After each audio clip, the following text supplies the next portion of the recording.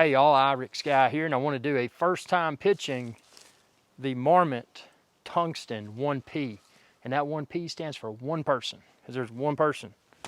And we're gonna, without further ado, we're gonna go ahead and pitch it. So we got a gentle slope right here.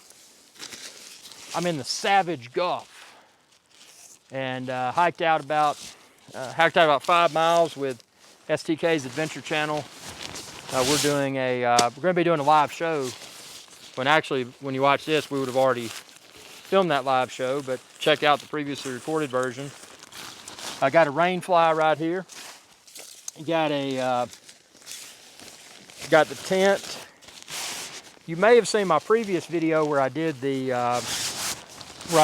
tungsten 2P, the two-person version of this tent, and it's really nice. And I wanted something that was, I could have gone with the ultralight version, but I didn't, because a lot of people have said that even though you're saving a little bit of weight, the build quality of the ultralight version is not as good. And you know, a lot of that's obviously because of the weight. When you make something lighter, it's often not as well made. These just like my two-person version of this tent, these poles are just very nice. They've got a bend in them. You can see that bend at the end, and they're color-coded, and that makes everything just really, you know, user-friendly. Wanted to do this video just to show the first time pitching this tent how easy or how time-consuming it may be. So if I encounter any stumbling blocks, you know, none of this is scripted. So I just, you know, I do have a little bit of an edge since I have the two-person version, but just want to see how easy this is. These stakes are very nice, not those cheap bendy stakes like you get with a lot of other tents. So I've got 6 stakes. Got the poles. Out of best practice, what I always do is slide these things. And this piece right here, I don't know if this is going to be used or if this is a repair piece. I haven't read the manual. So for now, I'm just going to put it in this stuff sack, the pole stuff sack. And then I'm going to put that back in this, because you don't want stuff to get separated and blow away while you're, while you're setting up. There is a little bit of stuff on the ground, but I don't think it's going to pose a problem. Here's a pine cone. You know, that kind of stuff I'll throw out of the way. Another item that I'll be reviewing is it's just a ground pad. And that's something I'm going to do. And see, these are color coded. So this is orange, this is gray. One thing you want to do is, anytime you're pitching a tent, is make sure your head's uphill, because if it's downhill, blood's going to rush to your head, you're going to get dizzy. You don't want that. So the widest part's going to be my head, the most narrow part's going to be my feet. And let's see, this is the rainfly. The first thing I'm going to do is stake the ground pad down.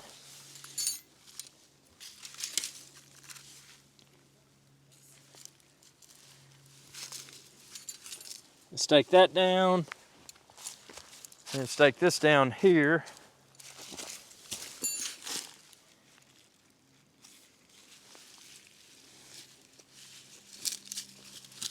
Try to find soft soil. You don't want to bend your stakes. I mean, you can get more stakes, but there's not a convenience store out in the wilderness, so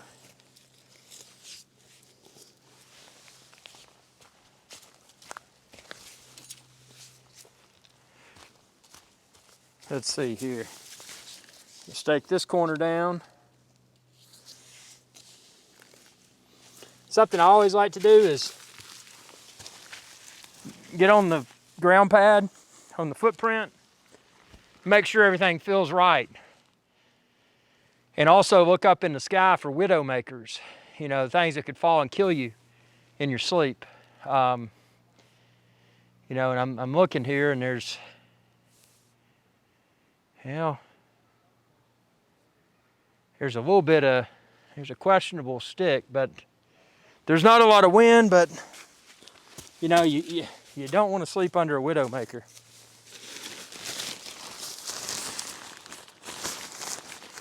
Also, there's bears out here, so, you know, make sure that, I'm surprised they don't have a bear pulley system here, so I'm gonna improvise, post another video for that. So again, things are color coded. This is orange, this is gray. This is orange right here, and that's gray.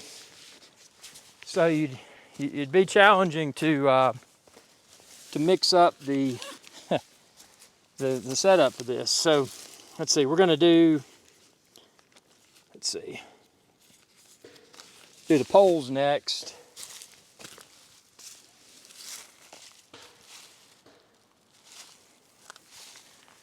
So we got a gray tip here. Let's start the gray tip and the gray webbing.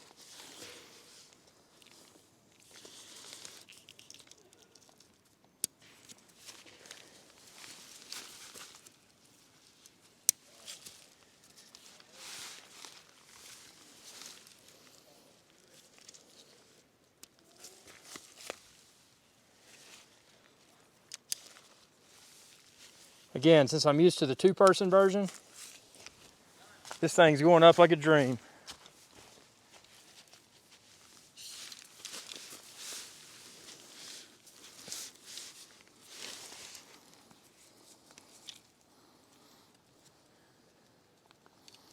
Let's see, that goes in there.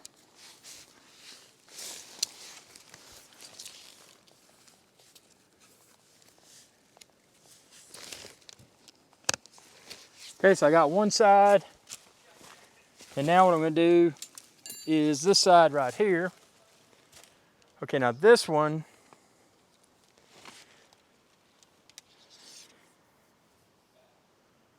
see, actually the gray, now did I mess something up? Because that's got to bend.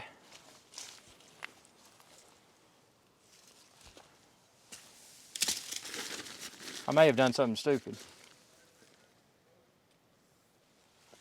Okay, I guess the bend just goes head side. So that color, the end of the pole where it's bent, or maybe it, I don't know, if I match that up, let's see what this does. This may be backwards, so if it is, I apologize in advance.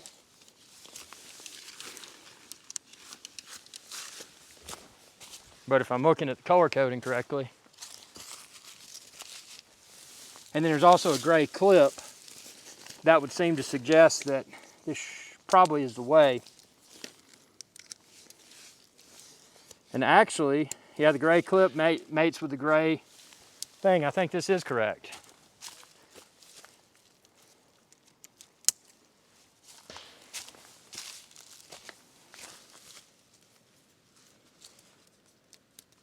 Okay. Nice. It's got a door on one side. You know, it is worth mentioning that the two-person has a door on each side. At least mine does. So now we're going to stake this here. I think these are reflective in the dark, which is a nice touch.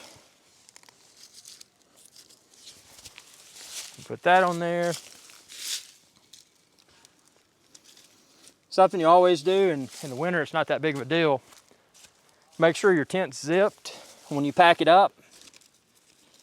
And then that way it's zipped when you unpack it to pitch it. And you better reduce possibility of bugs getting in there. And now we're going to put the door, and this should be color coded as well. So we're going to throw this over here. And I think this is right. We're going to have to check the color coding. So this is a little red stripe. Yeah, I think it is. Yeah. So this is cool because this goes in that little clamp. So you got a clamp there, color matches. You've got a clamp here, the color matches.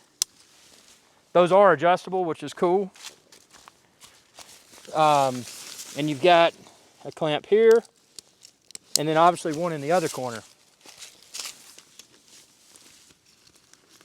And you're probably wondering, well, you know, you said you had 6 stakes. So where's the other one go? Well, let's see. So one of them, okay, this right here has a little loop. That's where I'm going to use the string. This side where the door is has this. I'm just going to stretch it out and get that pretty taut. So you want to, if it rains or whatever, you want to keep the rainfly kind of off. Yeah, and then this right here, that's where I'm going to use that string. So let me get the string out for the final stake. Let's see.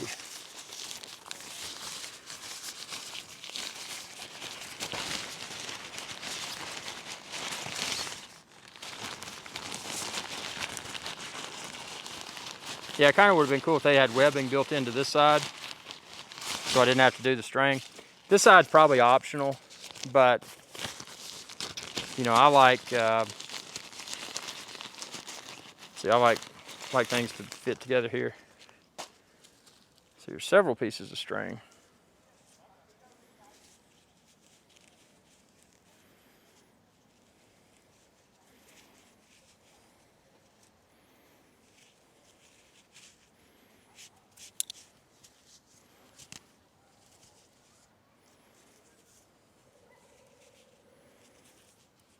The string was tied neatly.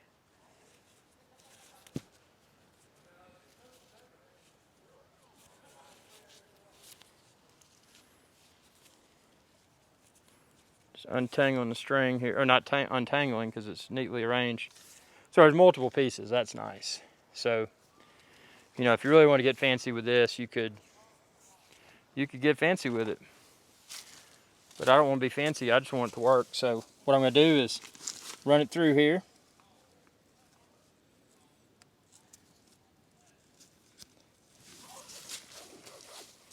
And then, now I don't know if this is the glow-in-the-dark reflective string or not.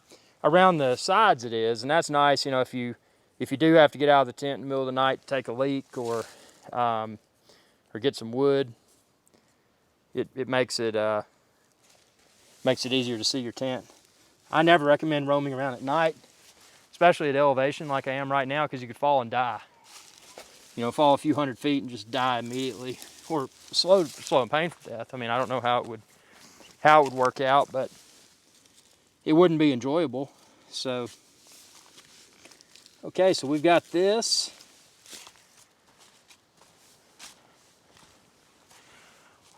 One thing I will comment about is that footprint is, let's see, maybe I need to, there's these little holes, yeah.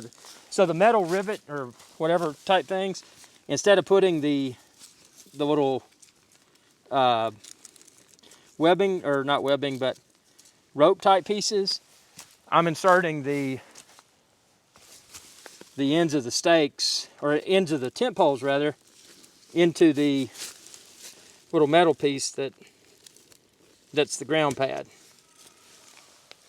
So I don't know, that's one thing I'm not, well, on the bottom I did that, on the top I did this. I don't think this is going to move around. This right here is nice. You can pop this up. It's kind of stiff, and what that'll do, you know, when you breathe, it creates condensation. That allows that condensation to escape, so you don't get as much moisture on the inside of your tent. And then this unzips. Let's see. Double zipper, that's nice. And then this rolls up if you want it to be left open. You just stick that little hook through there. So there you have it, the Marmot Tungsten 1P. I'm gonna grab the camera and bring it over here so you can see it up close in its full glory. Let's see.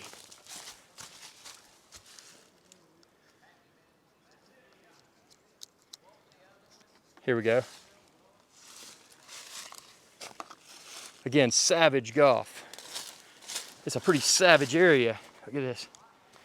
We got bears out here. We got all kinds of wilderness activity. There's STK's Adventure Channel right there. There it is. Tungsten 1P. And this is in 4K Ultra HD. If you've got a compatible display, crank it up. But yeah, just a super nice tent. Got the nice double zipper. Smooth zipper action. That's something, especially with smaller tents, they often cheapen up on. And then let's see if we can, let me get on the ground here so I can show you. It's got a little, does it have a hook? Yeah, it's got a hook right there where you can hook something. In my case, I'll hook a light. So yeah, super good tent. Not too big, not too heavy. Great, what I would call luxury one-person size. You know, a little bit bigger than the tent I was using, which you can check out the videos on it. It was the Passage 1. But this one has a little bit more headroom, and that was something I was missing with my old one-person tent. Thanks for your viewership, and be sure to subscribe. Oh, and expand this video's description, and then click the link there, and you can find where to order this tent online. Y'all have a good day. Hey y'all, Captain Irix Guy here. I hope y'all enjoyed this video. If you did, please be sure to subscribe. It's youtube.com/Irix Guy. And ring that bell icon when you do to be notified whenever I post another video. Thanks for your viewership, and y'all have a good day.